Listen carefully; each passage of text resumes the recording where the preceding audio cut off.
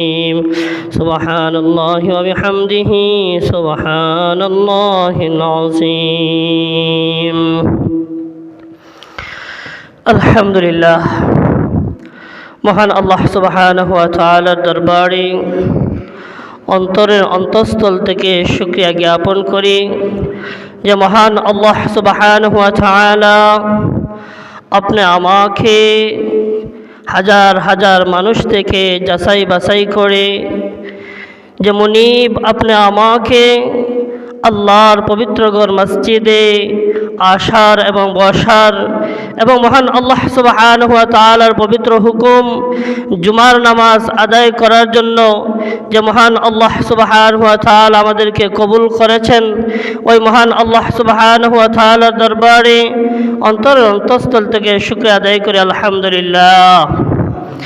আরও শুকরিয়া জ্ঞাপন করে যে মহান আল্লাহ সুবহানাহু ওয়া তাআলা আপনি আমাকে আখিরি পয়গম্বর মুহাম্মদ মুস্তাফা আহমদ মুস্তাফা সাল্লাল্লাহু আলাইহি ওয়াসাল্লামের উম্মত হিসাবে যে মহান আল্লাহ আমাদেরকে পৃথিবীতে পাঠিয়েছেন ওই মহান আল্লাহ সুবহানাহু ওয়া তাআলার দরবারে আবারও শুকরিয়া জ্ঞাপন করি আলহামদুলিল্লাহ।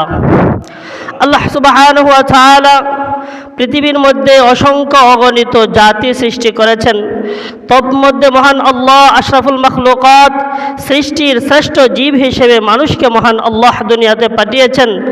আর আমরা জানি যার মধ্যে শ্রেষ্ঠত্ব থাকে তার কিছু গুণাগুণ থাকে, আর তার সেই গুণাগুণগুলো যদি প্রকাশ পায় তাহলে তার শ্রেষ্ঠত্ব আরও বাড়ে। এই জন্য মহান আল্লাহ সুবহানাহু ওয়া তাআলা বলেন লা ইন শাকারতুম লা আযীদান্নাকুম ওয়া লা ইন কাফারতুম ইন্না আযাবি লাশাদীদ। আল্লাহ আপনি আমাকে সম্বোধন করে বলেন লা ইন শাকারতুম লা আযীদান্নাকুম, হে আমার মায়ার বান্দা বান্দি, আমি আল্লাহ সুবহানাহু ওয়া তাআলা তোমাদের মধ্যে যে নিয়ামত দিয়েছি এই নিয়ামতের শুকরিয়া আদায় করো। লা ইন শাকারতুম লা আযীদান্নাকুম, যদি আমি আল্লাহর নিয়ামতের শুকরিয়া আদায় করো তাহলে আমি তোমাদেরকে আরও নিয়ামত বাড়িয়ে দেব। ওয়ালা ইন কাফারতুম, আর যদি আমি আল্লাহর নিয়ামতের যদি শুকরিয়া আদায় না করো, যদি নাফরমানি করো, ইন্না আযাবি লাশাদীদ, দেওয়ার কথা ছিল নিয়ামত, শুকরিয়া আদায় না করার কারণে আমি আল্লাহ তোমার উপরে আযাব আর গজব দিয়ে আমি আল্লাহ তোমাকে ধ্বংস করব। এই জন্য আল্লাহর কাছে সবসময় শুকরিয়া আদায় করা। সুস্থতা একজন মানুষের মধ্যে, একজন মানুষের সবচাইতে বড় নিয়ামত হইল সুস্থতা। আমি যদি সুস্থতা এমন একটা নিয়ামত, এটা যে অসুস্থ হয় সে বুঝে সুস্থতার কি নিয়ামত। আপনাকে আল্লাহ একটা হাত দিয়েছেন, আপনি সেই হাতের মর্যাদা বুঝবেন না, যার হাত নাই সে বুঝবে তার হাতের কত মর্যাদা। আল্লাহ তো আমাকে মধ্যে মধ্যে বুঝাই দেন, অনেকে হাত ভাঙ্গালায়, হাত ভাঙ্গার পরে 1 মাস 2 মাস হাতটা জোড়া লাগতে যে সময় লাগে, এই সময়ে বোঝা যায় তার হাতের কত মূল্য। অনেকের পা ভেঙে ফেলে, তার 1 মাস 2 মাস পাটা গড়তে গিয়া, পাটা সুস্থ হইতে গিয়া তার যে চলতে ফিরতে যে কষ্ট, সে বুঝে যে তার পায়ের কত দাম, কত মূল্য। এই জন্য মহান আল্লাহ সুবহানাহু ওয়া তাআলা, আমরা যখন টাউনে যাই, শহর বন্দরে যাই, তখন দেখি কত মানুষ দেখা যায় হাত নাই পা নাই, কত ল্যাংড়া আতুর আমরা দেখি, অনেকের জবান নাই, কথা বলতে পারে না। আল্লাহ সুবহানাহু ওয়া তাআলা যে আপনি আমাকে সমস্ত অঙ্গ প্রত্যঙ্গ সুস্থ রাখলেন, সবল রাখলেন, এই শুকরিয়া তো আমরা আদায় করতে পারবো না। এই জন্য আল্লাহ বলেন লা ইন শাকারতুম লা আযীদান্নাকুম, হে আমার বান্দা বান্দি, আমি আল্লাহ যে তোমাকে নিয়ামত দিলাম এই নিয়ামতের শুকরিয়া আদায় করো, তাহলে আমি আল্লাহ তোমাকে আরও নিয়ামত দিব। তুমি সুস্থ আছো, আমি আল্লাহ আরও সুস্থ রাখবো। আর যদি আমার নিয়ামতের শুকরিয়া আদায় না করো, কোন সময় জানি আমি আল্লাহর আযাব এসে যায়, তখন আর তোমার সুস্থতা থাকার কোনো সুযোগ থাকবে না। এই জন্য আমার প্রত্যেকের নিয়ামতের শুকরিয়া আদায় করা। এই যে আমরা আল্লাহর মসজিদে আসলাম, আল্লাহর কাছে শুকরিয়া আদায় করা, আল্লাহ আমার মতো তো আরও শত শত মানুষ রাস্তাঘাটে ঘুরতেছে, বাড়িতে এমনিতেই বসে রয়েছে, রাস্তাঘাটে ঘুরতেছে, অনেকে টিভি দেখতেছে, অনেকে কাজে ব্যস্ত, কিন্তু আপনি যে আপনি মায়া করে মহব্বত করে আল্লাহ আপনার আমাকে নিয়ে আসলেন, আল্লাহ আপনার দরবারে আমি কি শুকরিয়া আদায় করব। এই কথা আল্লাহর কাছে বলা। যাই হোক, আমরা আজকে যে বিষয়ে আলোচনা করব নামাজ সম্পর্কে। আমরা ব্যতিক্রম 6টা বিষয় আলোচনা করব। আমরা অনেকে নামাজ পড়ি, নামাজ কিন্তু 6 ধরনের হয়, 6 প্রকারের নামাজি আছে এবং নামাজও 6 প্রকার আছে। আমরা এই 6 প্রকারের নামাজি এবং সেই 6 প্রকার নামাজ কি, এটা আমরা এই বিষয়ে আমরা আলোচনা করব, আর এরপরে যে সময় থাকে আমরা বিস্তারিত আরও আলোচনা করব। 6 প্রকারের নামাজ এবং 6 প্রকারের নামাজি, তাদের বিষয়ে আমরা আলোচনা করার প্রয়োজন। এক নম্বর নামাজি হলেন, এক প্রকারের নামাজি হইল প্রথম নাম্বার যেটা, সেটা হলো 2 ঈদের নামাজি। আমাদের সমাজে অনেক মুসলমান আছে ঈদুল ফিতর এবং ঈদুল আজহা, এই 2 ঈদের নামাজ পড়ে, আর কোনো নামাজ সে পড়ে না। তার জিন্দিগিতে 2টা নামাজই সে পড়ে, ঈদুল ফিতর এবং ঈদুল আজহার যে ঈদের নামাজ, এই 2টা নামাজ পড়ে, আর কোনো নামাজ পড়ে না। ওই ব্যক্তি তার 2 ঈদের নামাজ এবং সেই নামাজি, সেই 2 ঈদের নামাজে তাকে জাহান্নামের আগুন থেকে বাঁচাইতে পারবে না, সে জাহান্নামের আগুন থেকে মুক্তি পাবে না। এক প্রকারের নামাজি। দ্বিতীয় প্রকারের নামাজি হলো জুমার নামাজ। আমাদের সমাজের অনেক আছেন শুধু জুমার নামাজ পড়েন, যেটা সাপ্তাহিক নামাজি। আপনি আমার মধ্যে অনেক আমরা আছি সপ্তাহে একবার নামাজ পড়ি, অর্থাৎ খালি শুক্রবারে নামাজ পড়ি, আর কোনো নামাজ আমরা পড়ি না। এই দ্বিতীয় প্রকারের নামাজি এবং নামাজ আপনি আমাকে জাহান্নামের আগুন থেকে মুক্তি দেবে না, আমরা মুক্তি পাবো না। কারণ আল্লাহর হুকুম 5 ওয়াক্ত নামাজ পড়া, এর মধ্যে আপনি সপ্তাহের মধ্যে আপনি একদিনও পড়লেন না, শুধু শুক্রবারে শুধু জুমার নামাজ পড়লেন, আপনার এই নামাজ আপনাকে মুক্তি দেবে না, আপনি জাহান্নামের আগুন থেকে বাঁচতে পারবেন না। 3 নম্বর নামাজি। 3 নম্বর নামাজি হলো এক ব্যক্তি নামাজ পড়েন ঠিকই, 5 ওয়াক্ত নামাজ পড়েন, কিন্তু 5 ওয়াক্তের মধ্যে কোনো এক ওয়াক্ত উনি পুরা করতে পারে না, অর্থাৎ 5 ওয়াক্ত নামাজ সঠিকভাবে উনি পড়তে পারে না। হয় জোহরের নামাজ বাদ হয়ে যায়, না হয় আসর হয়, না হয় মাগরিব হয়, না হয় এশা হয়, বিশেষ করে ফজরের নামাজ বাদ হয়।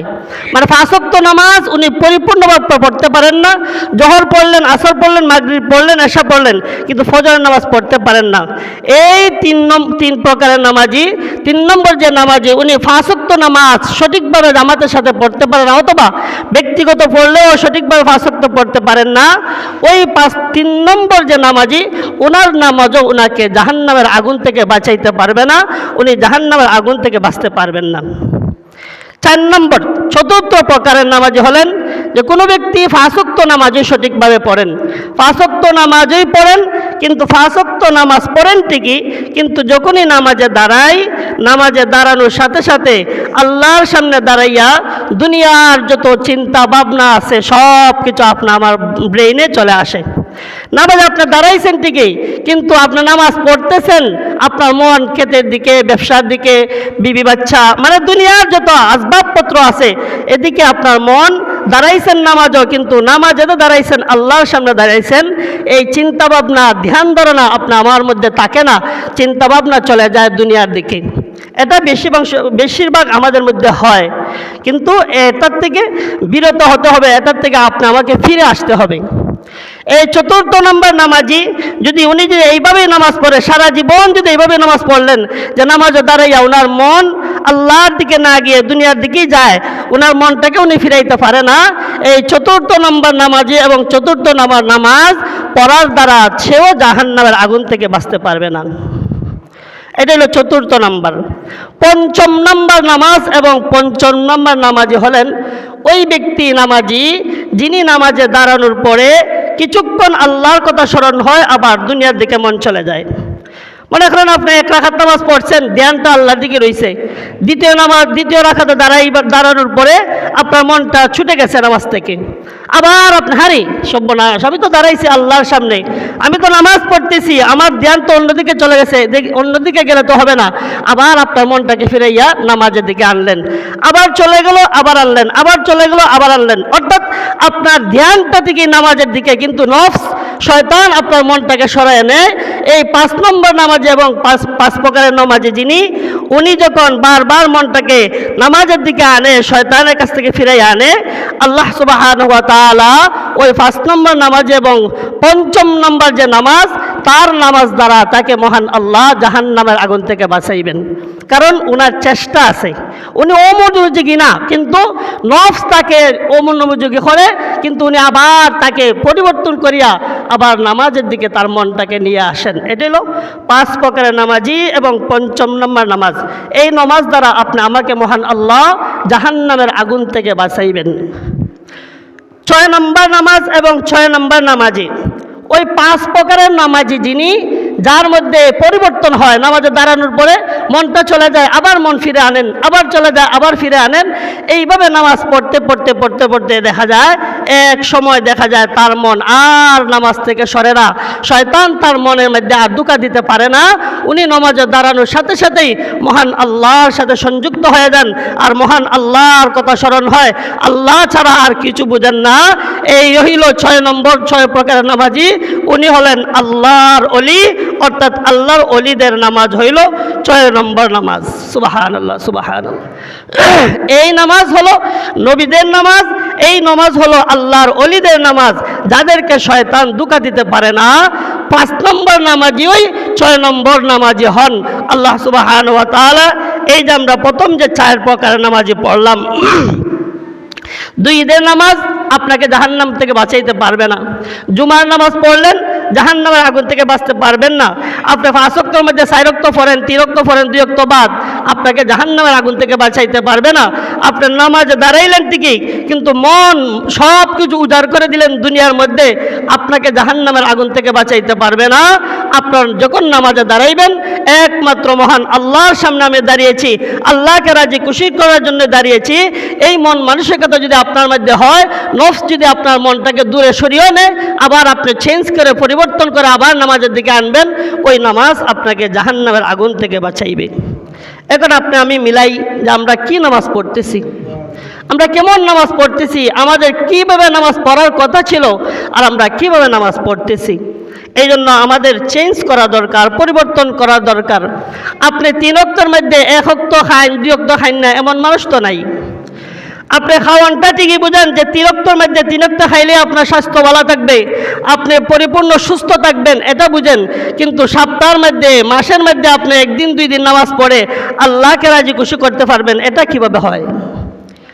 আপনি খাইতে পারেন 3 ওয়াক্ত, খাওয়ার মধ্যে অসুবিধা নাই, কিন্তু আল্লাহর হুকুম সপ্তাহে 1 দিন মানবেন, 1 দিন আল্লাহকে ডাকবেন, আল্লাহ রাজি হবেন, এটা তো সম্ভব না।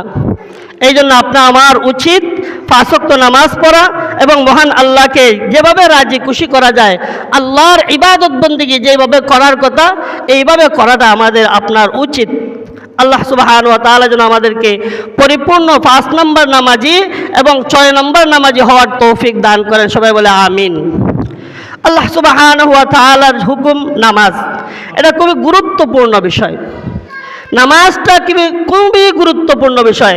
আল্লাহ বলে ইন্নাস সালাতা তানহা আনিল ফাহশাই ওয়াল মুনকার, নামাজ মানুষকে সমস্ত অশ্লীল কাজ, খারাপ কাজ থেকে বিরত রাখে।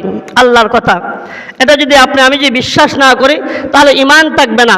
এখন অনেকে কিন্তু প্রশ্ন করেন যে একজন মানুষকে দেখা যায় 5 ওয়াক্ত নামাজ পড়ে, আবার উনি গুনাহ করেন, উনি পাপ করেন, উনি অন্যায় অপরাধ করেন।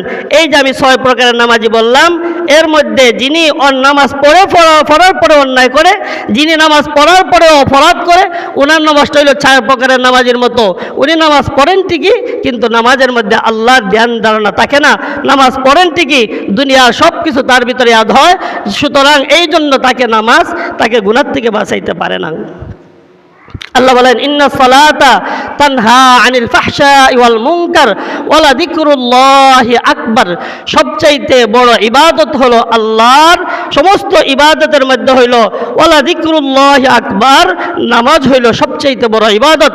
নামাজ হইল সবচাইতে বড় আল্লাহকে সান্নিধ্য হাসিল করার সবচাইতে বড় হাতিয়ার হইল নামাজ। সুবহানাল্লাহ, সুবহানাল্লাহ। আল্লাহ রাসূল সাল্লাল্লাহু আলাইহি ওয়াসাল্লাম হাদিস শরীফের মধ্যে বলেন আকরাবু মা ইয়াকুনুল আবদু মির রাব্বিহি ওয়া হুয়া সাজিদ, মানুষ তার রবের সবচাইতে নিকটবর্তী হয় কখন? আকরাবু মা ইয়াকুনুল আবদু মির রাব্বিহি ওয়া হুয়া সাজিদ, মানুষ যখন সেজদায় যায়। একজন মানুষ যখন সেজদায় লুটিয়ে পড়ে, সেজদায় যাওয়ার পরে আল্লাহ রাসূল বলেন সবচাইতে বান্দা এবং তার রবের মধ্যে আর কোনো বাধা থাকে না, বাধা বিঘ্নতা থাকে না, কোনো পর্দা থাকে না। আকরাবু মা ইয়াকুনুল আবদু মির রাব্বিহি ওয়া হুয়া সাজিদ, বান্দা আর রব একত্রিত হয়ে যায়, একাকার হয়ে যায়। সুবহানাল্লাহ, সুবহানাল্লাহ। তাহলে রবের সবচাইতে নিকট হয় মানুষ সেজদা দ্বারা। আপনি সেজদা করলেন না, তাহলে রবের নৈকট্য হাসিল করবেন কিভাবে? আপনাকে তো সেজদা করতে হবে। সেজদার মাধ্যমে যেহেতু রবকে রাজি করা যায়, খুশি করা যায়, আপনি যদি সেজদা না করেন তাহলে আপনার রব তো আপনার নারাজ হবেন, আর রব যদি নারাজ হয় তাহলে আপনার আমার জীবন তো ব্যর্থ।